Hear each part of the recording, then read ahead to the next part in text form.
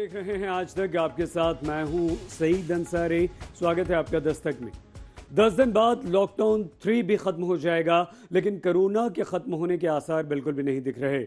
मरीजों की संख्या 53,000 तक पहुंच गई है। सिर्फ 24 घंटों में ये मरीज 3,500 से ज्यादा हो गए। और इन सब में ज्यादा डरावना अंदेशा तो डॉक्टर्स का है, जिनका मानना यह है कि जून और जुलाई में कोरोना से कठिनाई चरम पर होगी।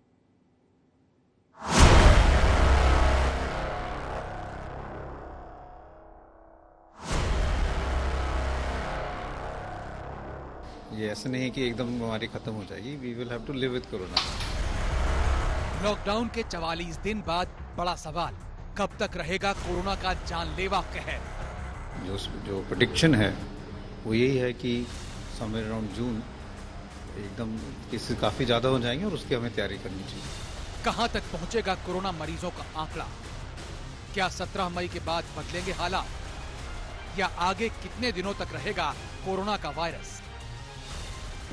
तो हमारा भी आस्ता आस्ता जो है कि केसेस जो है उसके बाद अगले कुछ हफ्तों में कम होना चाहिए। इन सवालों का जवाब मांग रहा है हिंदुस्तान। लॉकडाउन से उम्मीद थी कि कोरोना का कहर थम जाएगा, लेकिन कोरोना के मरीजों की संख्या बढ़ती जा रही है और बढ़ते जा रहे हैं मरने वालों के आंकड़े। इसमें इस मर्ज को जानने वाले विशेषज्ञों का दावा है कि अगले महीने कोरोना का कहर सबसे ज्यादा होगा। जून की आखिर में ये ले सकता है विकराल रूप। केसेस आस्ता आस्ता जो बढ़ रहे हैं उसके लिए जो प्रेडिक्शन है वो यही है कि समवेयर अराउंड जून एकदम केसेस काफी ज्यादा हो जाएंगे और उसकी हमें तैयारी करनी चाहिए। आलम यह है कि बढ़ते वक्त के साथ कोरोना के मरीजों की संख्या बढ़ती जा रही है। बीते 6 दिनों में पंजाब में कोरोना के 75% मामले बढ़ गए, हरियाणा में 43%, तमिलनाडु में 43%, पश्चिम बंगाल में 41%, महाराष्ट्र में 32%, दिल्ली में 31% और गुजरात में 30% मामले बढ़ गए। और ये सब तब हो रहा है जब केंद्र से लेकर राज्य सरकारों तक सबका कहना है कि वो हालात पर काबू करने के लिए भरसक प्रयास कर रहे हैं। 13,57,442 टेस्ट हम ऑलरेडी कर चुके हैं। संतोष की बात यह है कि बहुत कम प्रतिशत हमारे मरीज वेंटिलेटर पर, ऑक्सीजन पर या आईसीयू के बेड्स पर हैं। आखिर कहां हो गई चूक? इस पर बात करने से पहले आप ये देखिए कि कोरोना का वायरस कितनी तेजी से फैलने लगा है। पंजाब में पहले दोगुना होने में 16 दिन से ज्यादा का समय लगता था, अब ये 3 दिन के अंदर हो रहा है। तमिलनाडु में पहले 16 दिन से ज्यादा समय लगता था, अब ये 6 दिन से कम समय में हो रहा है। हरियाणा में तो करीब करीब 32 दिन लग जाते थे, लेकिन अब 6.5 दिन में केस 2 गुने हो रहे हैं। पश्चिम बंगाल में पहले 10 दिन से कहीं ज्यादा वक्त लगता था, अब 7 दिन के अंदर मामले 2 गुने हुए जा रहे हैं। दिल्ली में पहले 11 दिन से ज्यादा वक्त लगता था, अब ये बात 9 दिन तक आ गई है। अगर पूरे देश को देखें तो पहले 11.5 दिन में मामले 2 गुने हो रहे थे, लेकिन अब 10 दिन से थोड़े ज्यादा वक्त में ही मामले 2 गुने हो जा रहे हैं। तो फिर सवाल है कि इससे लड़ा और बचा कैसे जाए?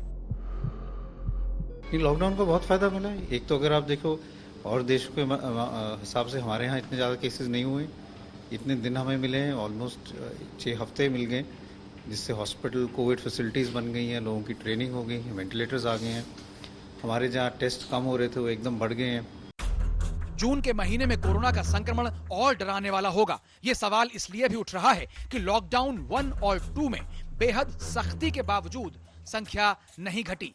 मध्य मई तक कोरोना का संक्रमण नीचे की तरफ आने का अनुमान लगाया जा रहा था, पर वो हुआ नहीं। और अब लॉकडाउन 3 में कई रियायतें भी लोगों को मिल रही हैं, जिनमें कंपनियों और फैक्ट्रियों में 33% लोगों को काम करने की इजाजत मिल गई। वहीं शराब की दुकानों पर कायदे कानूनों की उड़ती धज्जियां संक्रमण का कारण बन सकती हैं। उस पर से कोरोना से लड़ने के लिए सरकारों का अपना अलग अलग रोना है। लेकिन वो चीफ मिनिस्टर जिन्होंने बात की, सब ने ये बात कही कि we need financial assistance. States financial assistance के बगैर नहीं चल सकेंगे।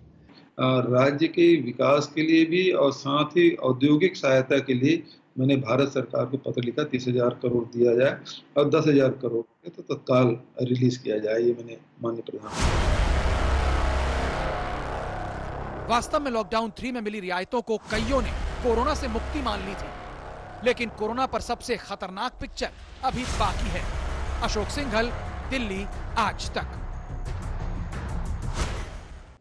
और आइए अब हम आपको दिखाते हैं कोरोना पीड़ित देश के उन टॉप 5 राज्यों की तस्वीर जहां कोरोना के 3/4 से ज्यादा मरीज हैं। सबसे पहले नंबर पर महाराष्ट्र है, जहां मामले 20,503 हैं। दूसरे नंबर पर 651 और दूसरे नंबर पर गुजरात है, जहां मामले 8,521 हैं और मृतकों की संख्या 396। तीसरे नंबर पर आता है मध्य प्रदेश, जहां मामले 4,442 हैं और मरने वालों की संख्या हो चुकी है 185। तो चौथे नंबर पर पश्चिम बंगाल है, जहां मामले तो 1,964 ही हैं, लेकिन मरने वालों की संख्या 144 है। और पांचवें नंबर पर राजस्थान है, जहां मामले तो मध्य प्रदेश और बंगाल से भी ज्यादा हैं, लेकिन मरने वालों की संख्या यहां कम है, यानी कि सिर्फ 92। कोरोना से संक्रमण और मौत दोनों के आंकड़े लगातार बढ़ते जा रहे हैं, जबकि अंदेशा इस बात का है कि जून और जुलाई में यह और भी खतरनाक हो सकता है। तब अस्पतालों का क्या हाल होगा, क्योंकि अभी भी अस्पतालों की काफी कमी पड़ रही है। मुंबई के एक बड़े अस्पताल में किसी बेड पर लाश पड़ी है तो किसी बेड पर मरीज का इलाज चल रहा है।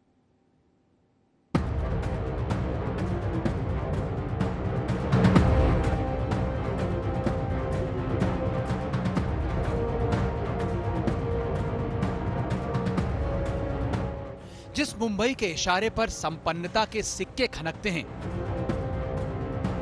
जिसको देखकर हर हिंदुस्तानी शंघाई का सपना जवान कर लेता है, उस मुंबई को एक वायरस ने सिर के बल खड़ा कर दिया। इसके लिए ये तस्वीर देखिए।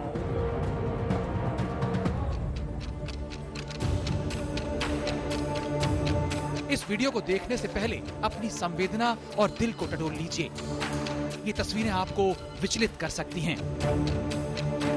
कोरोना से इलाज का आलम यह है कि अस्पताल में एक बेड पर किसी मरीज की लाश पड़ी है, दूसरे पर किसी का इलाज चल रहा है। ये तस्वीर हमारे हुक्मरानों की मुर्दा होती संवेदनाओं को दिखाती है। कहां से कहां आ गए हम। बातें तो चांद के पार जाने की करते हैं, और यहाँ जिसको अपनी अमीरी का टापू बनाया था, वहाँ के अस्पताल में जिंदा और मुर्दा का भेद तक मिट गया।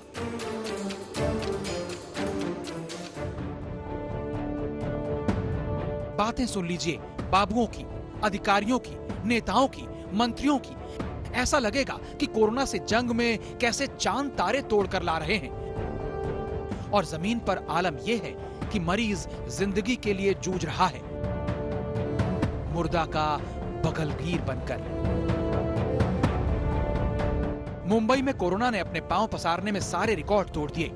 10,000 से ज्यादा मरीज हो गए, 400 से ज्यादा लोगों की मौत हो गई, और सरकार है कि वो इंतजाम के बेहतर होने की दुहाई पर दुहाई दिए जा रही है। एकजूट हे मुंबई आणि महाराष्ट्राचं हे एक वेगळं रूप आहे, वेगळा स्थायी भाव आहे, आणि मुंबईमध्ये सुद्धा आपण चाचणी केंद्र वाढवत आहोत। विशेषतः मुंबईत आणि इतर सर्व राज्यभरामध्ये आपण कोविडसाठी वेगळे हॉस्पिटल्स तयार करतो आहोत। ये तस्वीर जब सोशल मीडिया पर छाई तो हड़कंप मच गया। पहले तो अस्पताल ने पल्ला झाड़ना शुरू किया, लेकिन सच्चाई कब तक छुपती। जल्द ही अस्पताल की तरफ से कहा गया कि यह वीडियो सायन अस्पताल का ही लगता है। हमारे सामने चुनौती यह है कि रिश्तेदार शव लेने को तैयार नहीं हैं। आमतौर पर रिश्तेदार शव के लिए हमारे पीछे पड़ जाते थे, लेकिन कोविड के मामलों में वो शव लेने नहीं आ रहे। जब तक हम शव को डिसइंफेक्ट करके प्लास्टिक में लपेटते हैं, तब तक रिश्तेदार गायब हो जाते हैं। हम शव को खुद डिस्पोज नहीं कर सकते, हमें स्थानीय थाने और मेडिकल हेल्थ ऑफिसर को सूचित करना पड़ता है। हमने वो वीडियो के उपरांत एक समिति गठन की है।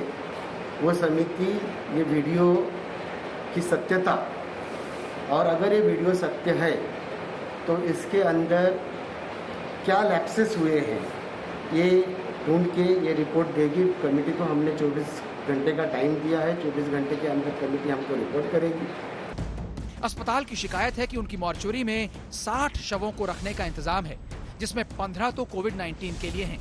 लेकिन कोरोना से मरने वालों की संख्या ज्यादा है उस पर से परिवार वाले लाश छोड़कर भाग जाते हैं तो अस्पताल करे तो क्या करे। लेकिन विपक्ष को मौका मिला है उद्धव सरकार पर सवाल उठाने का। जिसको हम बोलते हैं कि एक इररिस्पॉन्सिबल कैजुअल बिहेवियर। आप 4 मृतदेह पड़े थे, 4 उसमें जिंदा आदमी और मृत आदमी बगल बगल में। अब वो वहाँ के पेशेंट हमको कह रहे कि उसके रिश्तेदार कहते साहब हम लाचार है, मृतदेह के बाजू में पानी पीना पड़ता है, खाना खाना पड़ता है और म्युनिसिपैलिटी और राज्य सरकार कुछ कर नहीं रही है। आज आलम यह है कि देश में हर 5वां कोरोना मरीज मुंबई में मिल रहा है। सरकार का दावा तो अस्पताल पर अस्पताल बनाने का है, लेकिन उसके सबसे पुराने अस्पताल की तस्वीर वो आईना है जिसमें कोरोना से लड़ने की तैयारियों का सच आप बखूबी देख सकते हैं। साहिल जोशी, मुंबई, आज तक। लॉकडाउन के मारे प्रवासी मजदूर अपने घरों को जाने के लिए बेताब हो गए। कई पैदल ही निकल पड़े, आज भी जा रहे हैं, तो कईयों को उनके घर पहुंचाने के लिए स्पेशल ट्रेन चली। लेकिन अब उल्टा होने लगा है। बिहार से एक ट्रेन तेलंगाना के लिए चली ताकि मजदूरों को फैक्ट्रियों तक पहुंचाया जा सके, तो मुंबई में कई मजदूरों को अस्पताल बनाने के काम में लगा दिया गया है।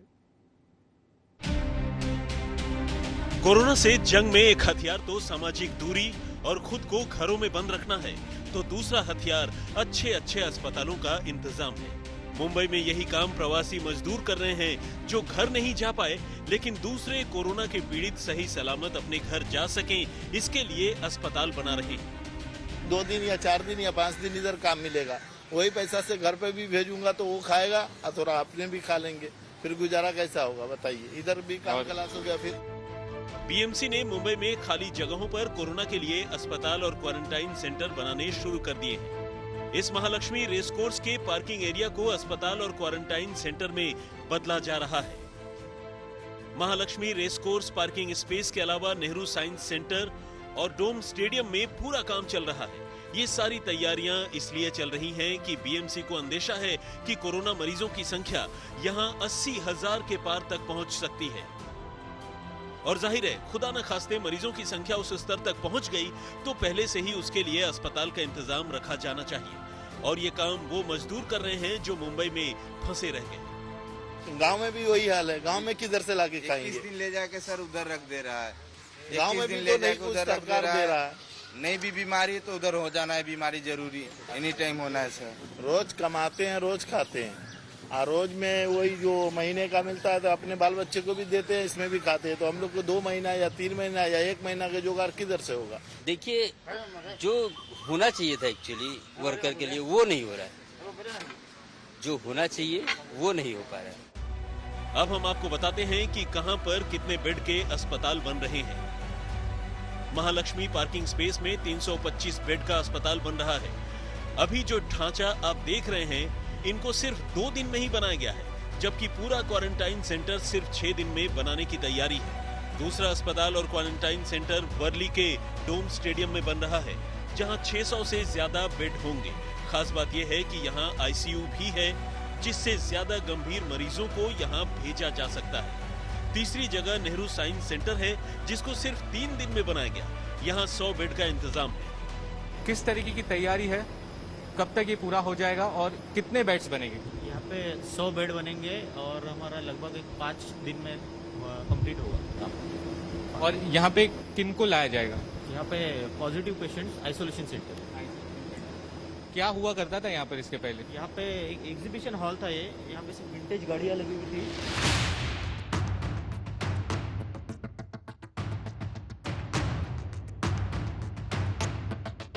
प्रवासी मजदूर इस बात से खुश हैं कि जब कोरोना काल में कामकाज ठप है, उस वक्त उन्हें पैसा और खाना तो मिल रहा है। दूसरी तरफ जो मजदूर अपने घर पहुंचे थे, वो वापस भी काम पर लौटने लगे हैं। गुरुवार सुबह खगड़िया स्टेशन से पहली ट्रेन खुली, जो तेलंगाना के लिंगमपल्ली तक जाएगी। इसमें 22 मजदूर रवाना हुए। बहुत सारे जगह, बहुत सारे सेक्टर में इंडस्ट्रीज खुल गए हैं, बहुत सारे सेक्टर में वर्क शुरू हो गए हैं। वर्क डिपार्टमेंट बहुत जगह काम करना शुरू कर दिया है, तो लोग फिर इंगेज हो गए हैं, फिर काम करने लगे हैं।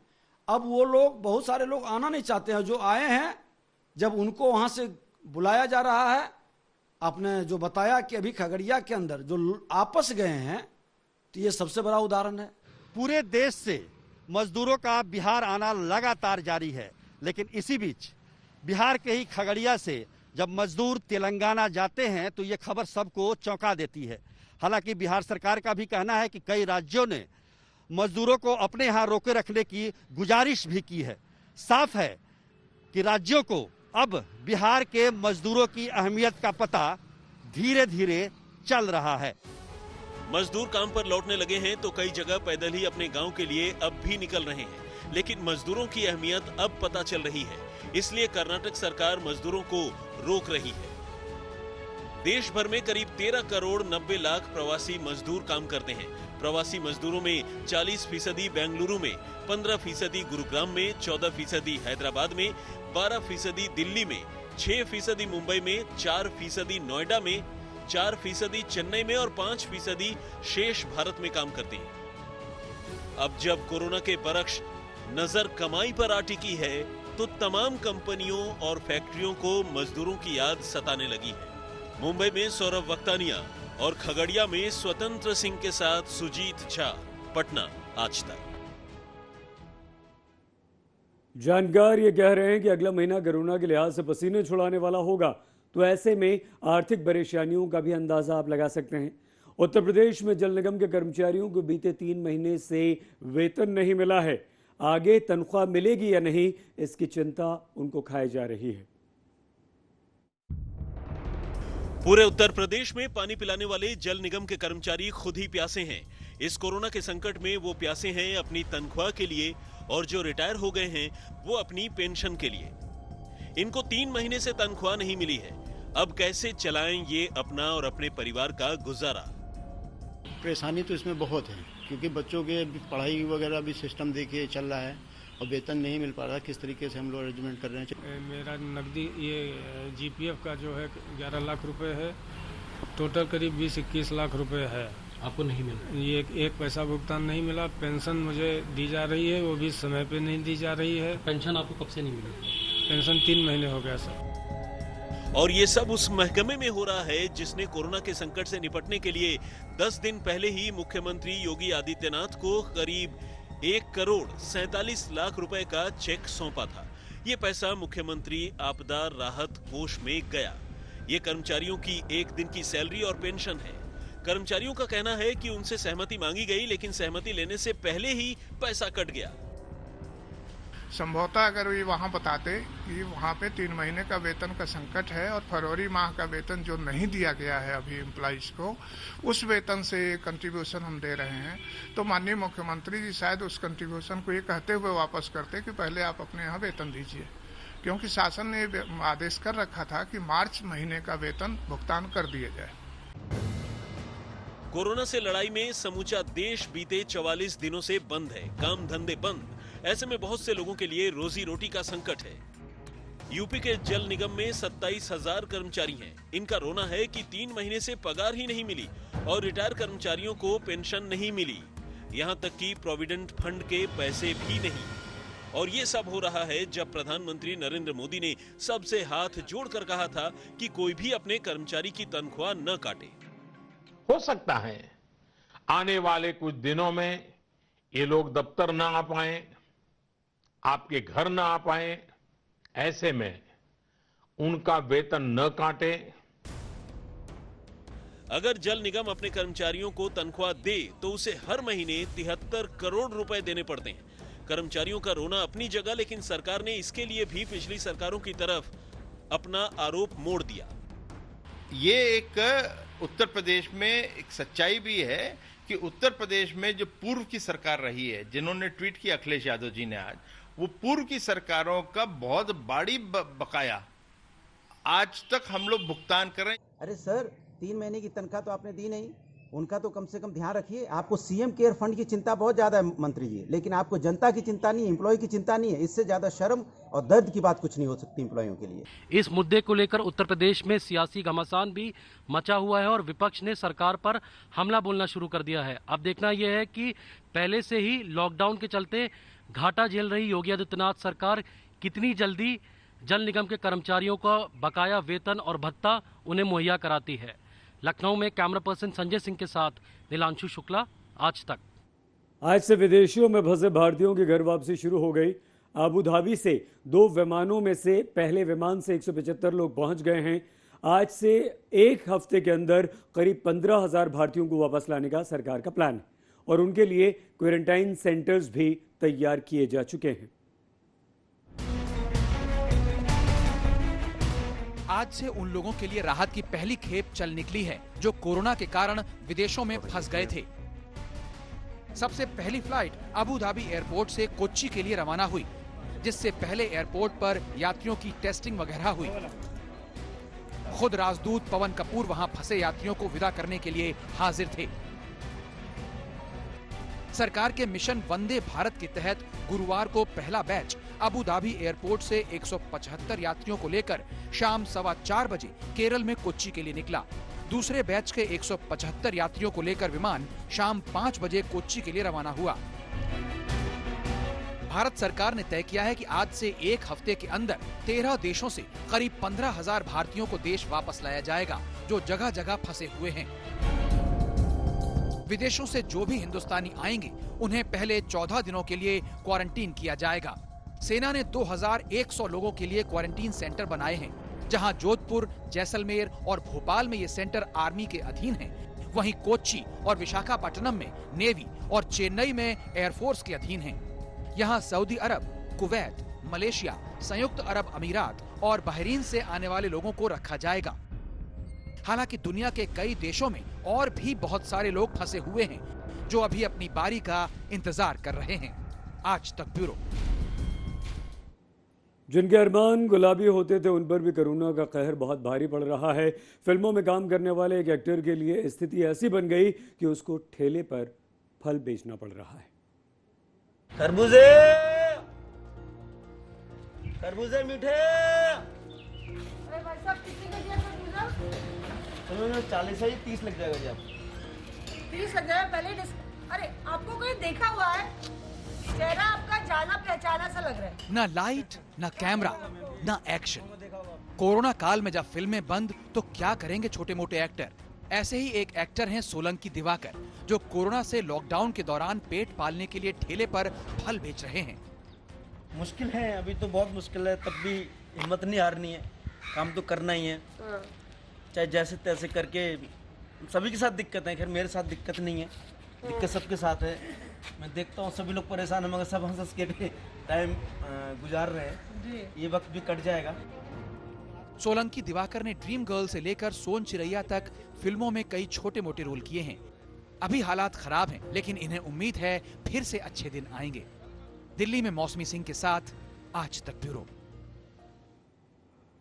दस्तक में आज के लिए बस इतना ही। अपना बहुत ख्याल रखिएगा। देखते रहिए आज तक।